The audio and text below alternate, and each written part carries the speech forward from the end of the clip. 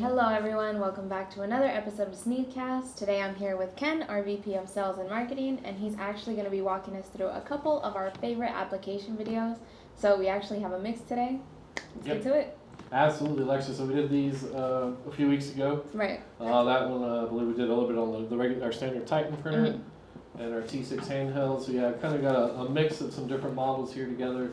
We just have so many more videos of the Titan and the T6, not as many of these other models. We don't sell as many of them, but still some pretty cool stuff to share here with everybody. So we'll kind of dive right in. The first few videos are going to be with our SNEED-JET Infinity printer, which is this printer that you'll see right here.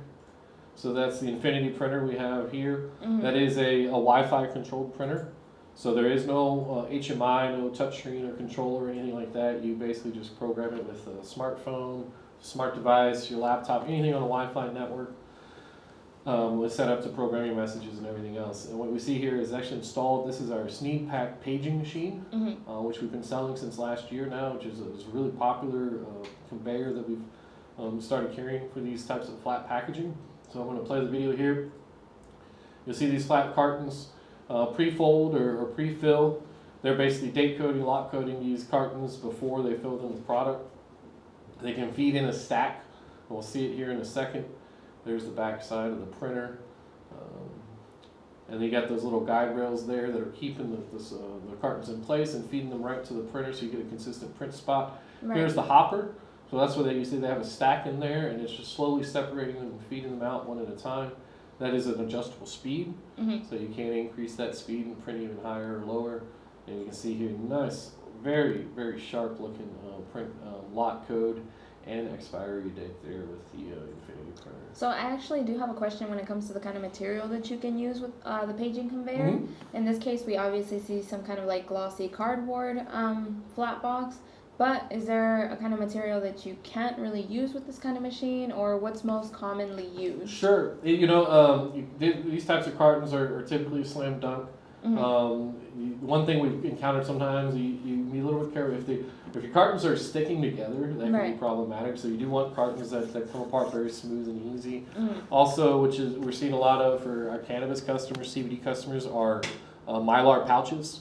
Those if any of you have ever been to a dispensary or bought edibles before, they come in a lot of these little Mylar pouches, and of course also for snack food and other things. But those are usually typically run very well in there.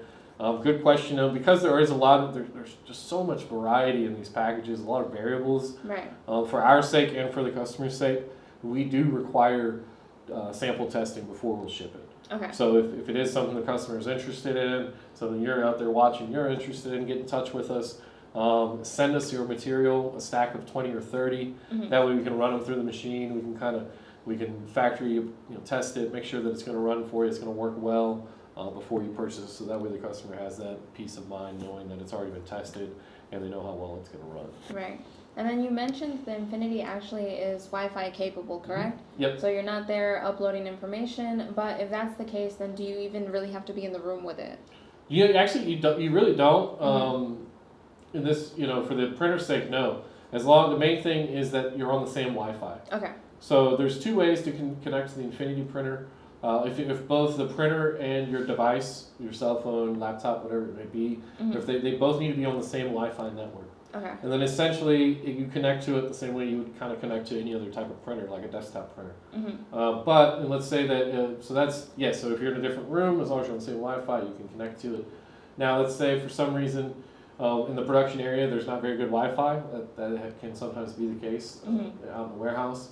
In that case it does have direct Wi-Fi, which is similar to Bluetooth, some of you may know. Essentially as long as you still need a Wi-Fi enabled device, it just emits its own Wi-Fi beacon. You just have to stand within range 3 to 5 feet of the printer, with your phone or whatever device you're trying to connect with, and then you actually connect directly to the printer's Wi-Fi. Okay. So you're not connected to the internet, but you are connected to a local network that is being emitted by the printer itself. Right. So that is that, and then also, although this video shows the Infinity printer, any one of our printer models will be able to work with this paging machine. So we've sold it with Titan printers, Freedom printers, just kind of depends on what your print requirements are on what is best suited for which printer to pair with the paging machine. But you can use other ones too. We'll move along. The first few here, again, are going to be all Infinity related. So the next one here I chose because it highlights one of our favorite features or kind of groundbreaking features, if you will, with the Infinity printer, is the SIX30 cartridge, which has an extended throw distance. So as you know, Alexa, with our Titan printer and our other traditional HP cartridge-based systems, that throw distance, which to define the vernacular, is the distance from the print head to the surface you're printing on. It's limited how far you can spit the ink. So with the Titan range, it's a 1/4 inch, but with our Infinity X30 cartridge, we can now do up to 10 millimeters or almost a 1/2 inch away. So that's actually a pretty big deal for thermal inkjet because it expands the range of materials or packaging you can print on. The bottom of beer cans, soda cans, anything that's got some kind of funky surface to it that's not really flat, it does quite well. And this one here, as I'm talking, I should have been playing. So this customer is this is one of our just entry-level date coding conveyors that they've attached the Infinity to on a stand.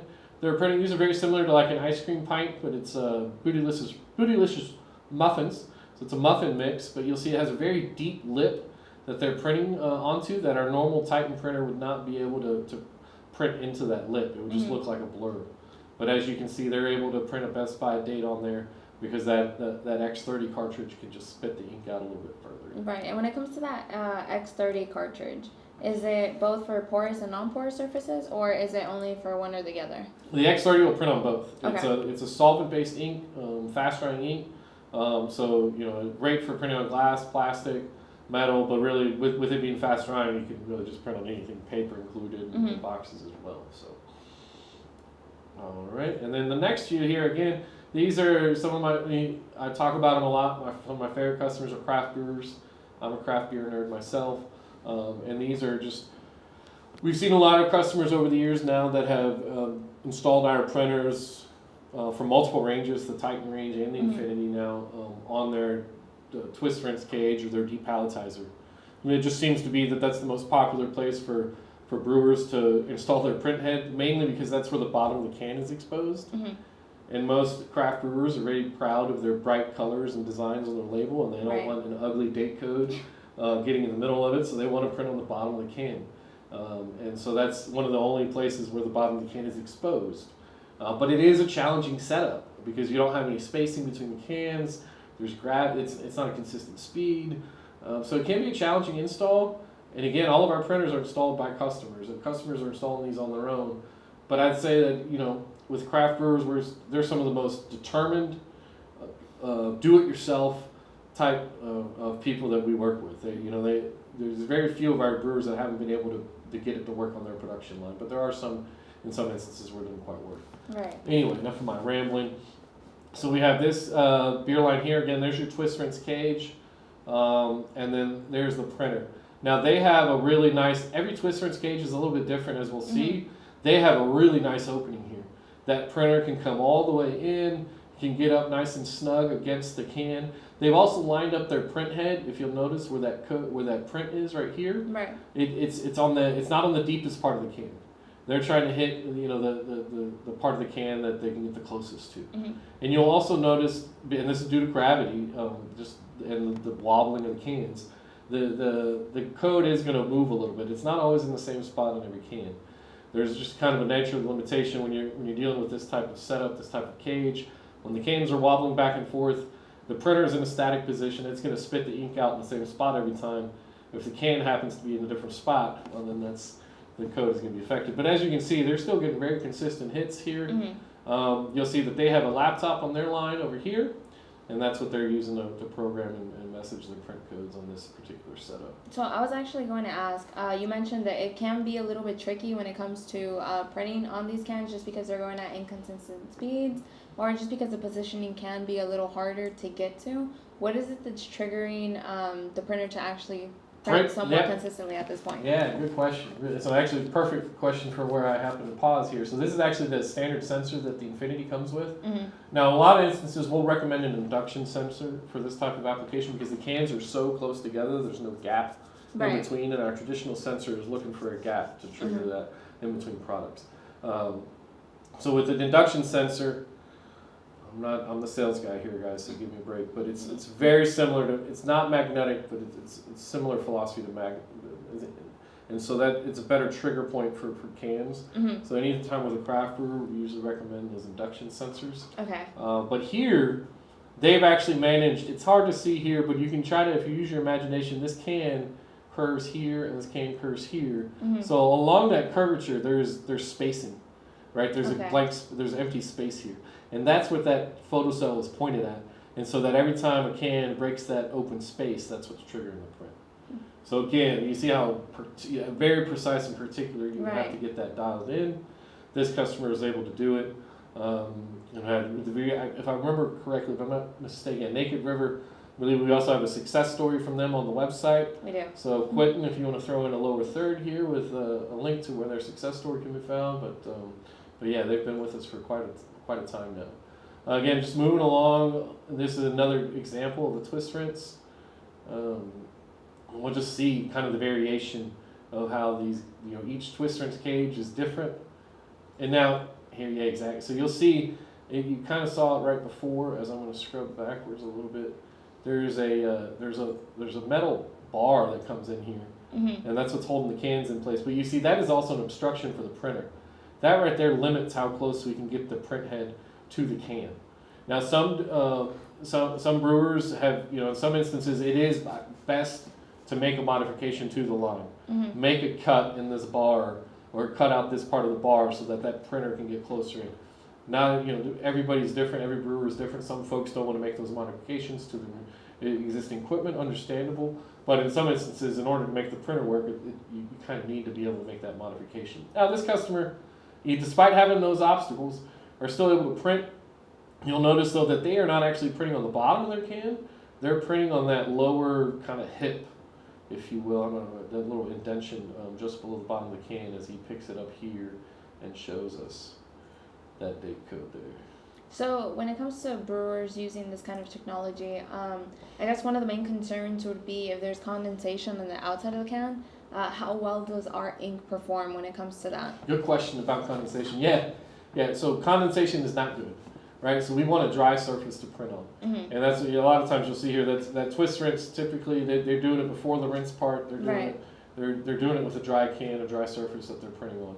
The reason for that being is that if there's condensation in the can or any kind of moisture, liquid, or anything like that, the ink actually gets trapped inside the water molecules. Right. It can't penetrate to get onto the can. So it may look like you printed on the can, but as soon as you wipe the condensation off, the ink is going right along with it. So you do want to have a dry surface to print on. And then we got one more from the craft brewers. And then again, you'll just kind of see, again, there's a bar in the way on this one. And you'll see how they, just due to that, the bar is right. I mean, if they were able to make a little cut there and get that, they'd get a much better print quality. But even that being said, this is a really short video. You can see that there's still legible code there. They get their product information as well as they get that born on date. So. Right. So like I said, it's a twist rinse depalletizer. We've had, I'd say probably a couple dozen brewers now that have it set up in some sort of fashion similar to these three videos. Again, a lot of variables that go into play. How close you can get the print head to what you're printing on, the photo sensor, product sensor location, these types of things. That being said, it is doable. It may require a little bit more patience and fine tuning than a standard box coding application, but it certainly is something that can be achieved. And when you look at an Infinity printer, it's $1,600, $1,700, where traditionally brewers have used continuous inkjet for these types of date coding in the past. That's a $10,000 printer. Right. I'm not telling anybody what to do, but if it's my money, I'm willing to spend a little extra time setting my printer up to save $8,000. Yeah. But everybody, of course, can make that determination on their own. I guess another question that I have when it comes to the Infinity, I mean, obviously with these twist rinse cages, they tend to go a little fast. How many prints would you say can an Infinity produce? Yeah, the Infinity printer is also our fastest print speed printer. So we can, they say up to 16 prints a second. Right. I hesitate. Let's stick with 10 prints. Even at 10 prints a second, that's 3 times faster than Titan. Right. That's an insane speed. So yeah, the Infinity is our fastest production line printer. In terms of if you have any really high speed production lines going, the Infinity printer is also, that's another advantage of the Infinity printer over our other ones. This is coming in, this is an early edition of our Titan 21 model. So now, if you're familiar with our product line, you may know that it's red now, but it is essentially the same printer here. This is actually from a few years ago. A customer bought our inline inkjet entry-level conveyor, and they just needed to print logos on these. I forget what these parts were. I actually remember doing these print samples myself in our old office. So they needed to do a 1-inch logo. This was before we had the Freedom printers with the 1-inch cartridge.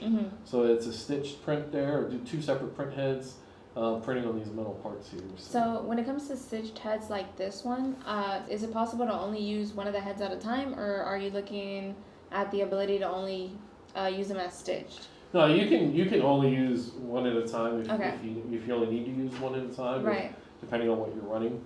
Maybe on some instances you only need a 1/2-inch print, and then sometimes you need the full 1-inch print. But no, that is certainly a possibility. And this also comes in a version, we'll see this later in another video, where instead of them being stitched, they're 2 separate heads. Okay. And we'll see that in either one. This is another one. Again, this is the early model of our Titan 21. This is a customer that Mr. Collins actually just visited these folks last week. They're about to put in a new line here, but you see this is DNA fabric, or not DNA fabric, I'm sorry, denim. It's denim fabric that they're printing on the back side of here.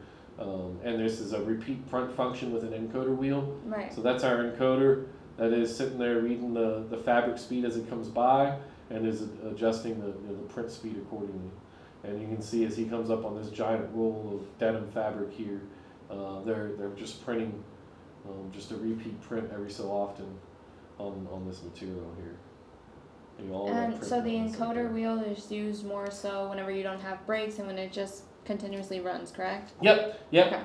For this type of application, you always want an encoder for that exact reason. This is not, there's no, what we've talked about in the past, there's no registration mark here or anything else to trigger the print.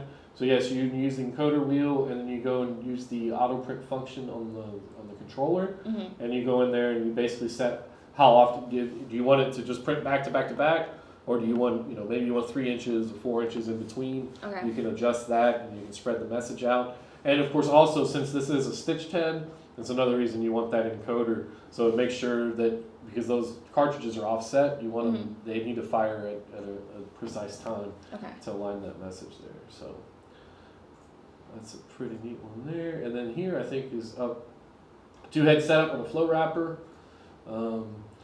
I believe these are pierogies that they're putting in these flow wrappers, but they got a little date code and I think a warning of some sort here that they're printing. 2-head system. So this is the same system as before, but as you can see, these heads are broken out separately. Right. There is a photo eye here, but this is not a registration mark setup.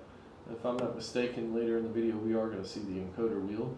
As you can see, that's clear film, so there it is right there. Yeah, I was just about to ask. There's no way that something's actually triggering that print. So they have that wheel up against this part of where all the film runs through one of those rollers. So as long as that's rolling, similar setup to the same video we just saw before, just a different type of packaging or type of material that it's printing on. Pizza wraps, I think is what it said. Good thing we just had chicken nuggets and American mules. So good to go. All right, here we go. So this is another common setup. We see a lot of these dual side case coating. For a lot of reasons, customers need to print on both sides of a box. So no matter which direction it's facing on the shelf, you can see it, and those types of things. Or on the pallet, you can still see that information. So very simple, one controller there with those 2 print heads set up. And you see that rolls by and prints a message on each one there. So even though you're printing on 2 separate sides, is it possible to program different information for both heads, or is it the same message all throughout? Absolutely. So we can I just happen to pause it luckily in the right spot. Right. You can kind of see the screen down here. You can see how it looks like but it's basically each line here is what's going on each head. Okay. So you could definitely go in here on one line, produce whatever information there, and then a different set of information on the other line. That is definitely doable. Very simple. Now this customer's this is a really highly recommended I believe they're also printing there's a barcode there. This is a smooth belt conveyor, as opposed to when you're printing a barcode, you want to have that smooth belt conveyor because if you have any vibration, you're going to see that in the effect of the quality of the print and the barcode. So. And these are 1/2-inch heads, correct? Yes. And so you're only looking at like 1 to 8 lines of text? Right. So yeah, each head is a 1/2 inch tall with this model. But that's so that within that, of course, you can, if you needed to do 2 lines of text, you just have to do smaller font size. Right. But yeah, 1/2 inch each, and then we'll get into it here in one of the next couple of videos. Is going to be with the Freedom series with a similar setup, but with larger print headers. And perfect. So this is the Freedom 22. It's going to look almost identical, but the big difference, right, is that cartridge.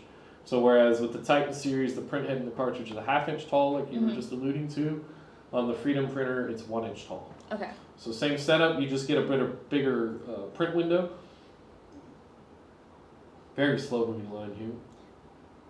Now this customer does have it on their rollers and their case sealer. You're going to see it in the print quality. Also because the video itself is a little distorted, but you can see some of the waviness in that barcode.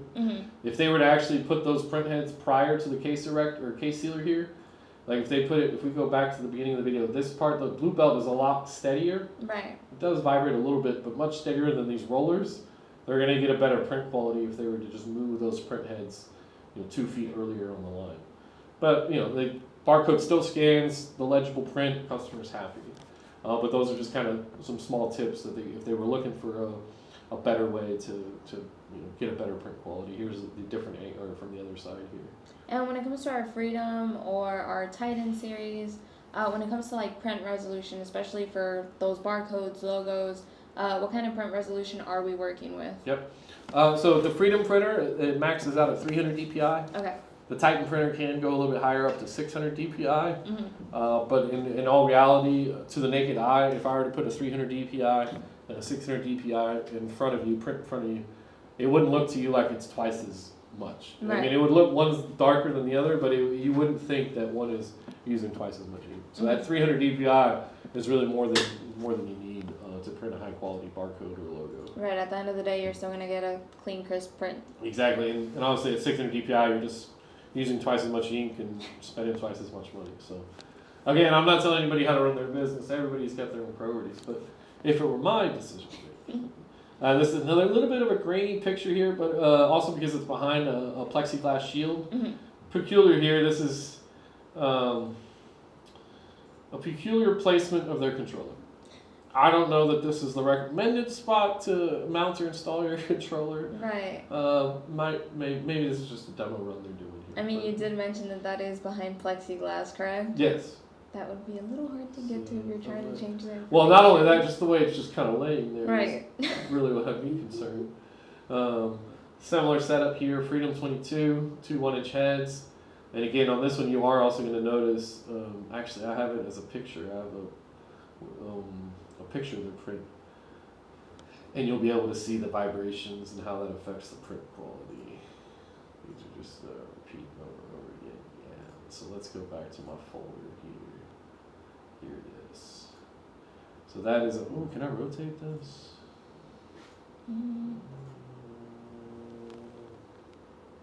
Let's see a way to rotate it.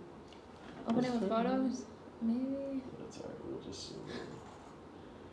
But you can, actually it's not so bad, but I can tell. I can see a little bit of vibration in that barcode, but it's still very legible, very scannable, and ultimately that's the most important thing. So, and if this is going on, I think most of us recognize this brand right here, and this particular retail operation is one of the strictest barcode standards in the country. So if they're happy with it, I think most people would be happy with it. So. All right, man, we got through this a lot faster than I thought we would. Like I said, we're already up to it. This is my all-time favorite video. Hopefully, Quentin's going to find a really cool little song to mix in and post-edit. It's called a bump and turn. It's one of these things. This is some of the most simplest yet ingenious engineering, really, to solve a problem. So this particular customer, this is one of our first Freedom customers. Customers using our Freedom 21. So as opposed to the previous videos we saw, This is where we're taking those two heads and we're putting them back together and stacking them. And so now we're taking 2 times 1. Now we're creating a 2-inch tall print window. This particular customer is a produce company out in California. They make dried cranberries and all kinds of, they do almonds. Huge farm operation. They needed to print on all 4 sides of the box. Now, if the box is moving in one direction, how are you going to print on the front end and the back end? Of course, we don't have a 4-head system. This customer did end up, because of how cost effective, only $1,500 for a 2-inch case coder, guys. It was cheaper for them to just buy 4 separate printers from us than to buy a 4-head system from somebody else. But as you'll see here, as I'll get done rambling, we get it printed on the sides there. Bam! Turns. And now we have the front and the back ends pointing sideways. We have 2 more print heads sitting here as they slide by and prints on them. So they're able to print all 4 sides of the box. Now they're not the first people to invent this. I've certainly seen it before, other facilities. Just the first time I've seen a video from one of our customers doing it, so definitely one of my favorites. You know, our customers' ingenuity never ceases to fail me. Yep, right there. So that's it. That's all we have. Those are kind of the rest of the videos I had picked out. Alexa, I don't know if you have any other questions or any other thoughts, but that's really it for today.